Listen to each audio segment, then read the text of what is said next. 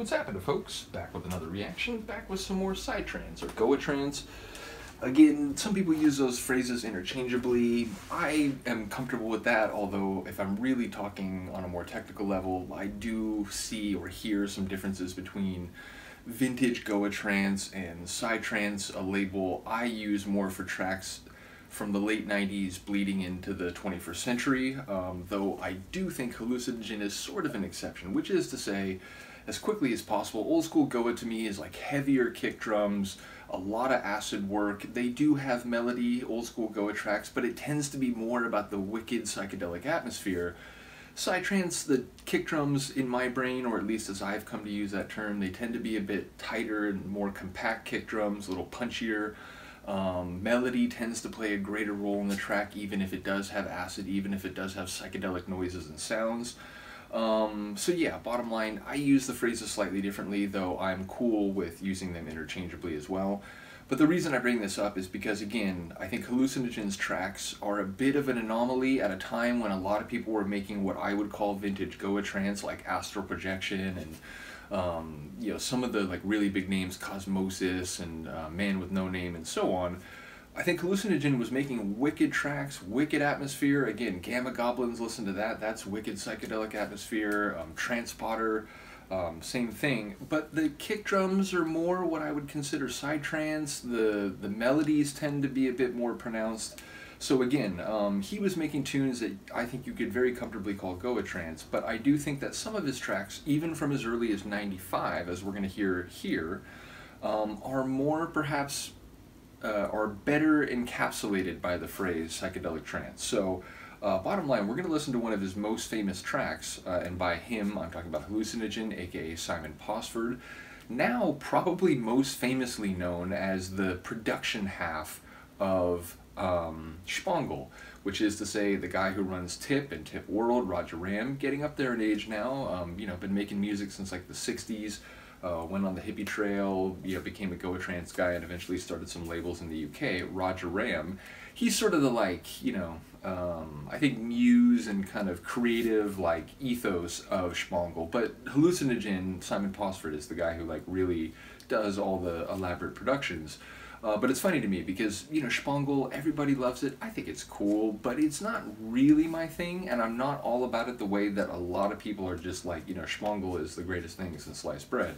To me, Hallucinogen is a way more interesting catalog. So it's weird how that works, right? Like, you know, sometimes like an artist's early work, they eventually move into a different territory, and maybe they don't disavow it, but they're kind of like, yeah, I used to do that, and now I do this. And then again, for some of us fans, it's like, oh, I like that, that's cool, that's fine, but what you used to do, oh my god. So that's kind of how I feel about Posford's work, but this, as I said, is one of his all-time most famous tunes. It's from '95, and it's like really, again, sort of ahead of its time for '95. It's based on this like rich, elegant melody that, you know, it's there from the beginning, but it really takes off after a notable breakdown and drop of the sample, and then it moves into one of the most gorgeous sections in any piece of psychedelic music you'll hear. So I'll stop talking and we'll listen to it. This is from 1995 on Dragonfly Records, which he eventually started releasing records on Twisted, which I think is like his own label, but his earliest stuff is on Dragonfly. So here we go, Hallucinogen, Dragonfly. This is LSD, and it's the original version heard on Dragonfly Records.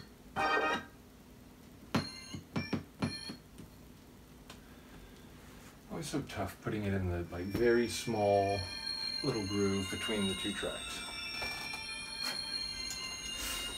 I believe with the advent of acid, we discovered a new way to think, and it had to do with piecing together new thoughts of the mind. Why is it that people think it's so new? What is it about it that scares people so deeply? Even and what is it? Because they're afraid that there's more to reality than they have been confronted. That there are doors that they're afraid to go in, and they don't want us to go in there either, because if we go in, we might learn something that they don't know, and that makes us a little out of their control.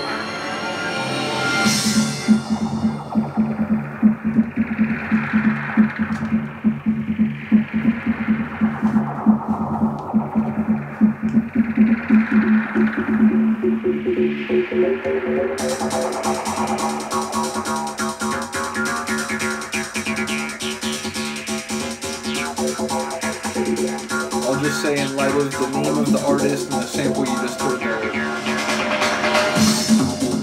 Psychedelia is like, you don't ever have to go back to know what's behind the door if you've ever opened that door.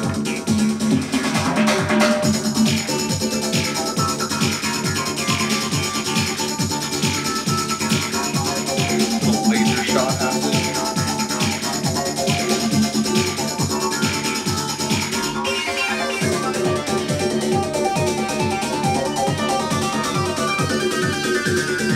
That deep brooding acid.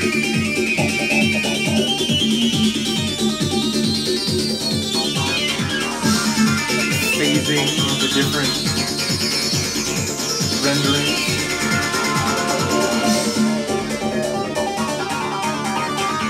Losing his mind and feels his going.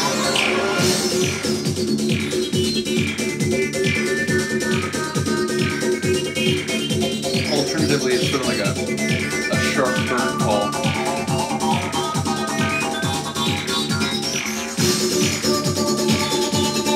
See how the psychedelic melody winding up and down, now these sort of quasi-vocal synths.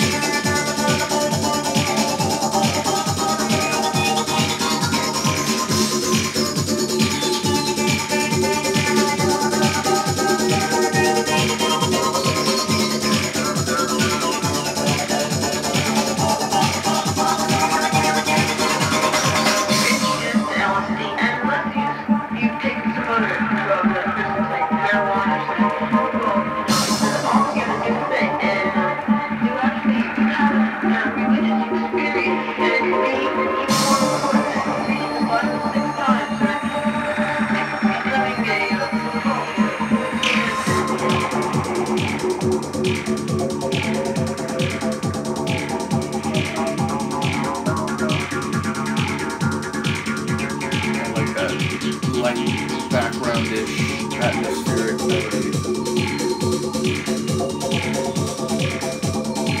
Now this psychedelic haze.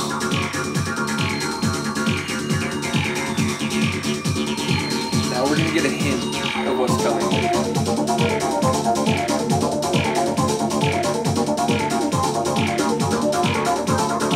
But it's like a snapshot, it's not a full motion video.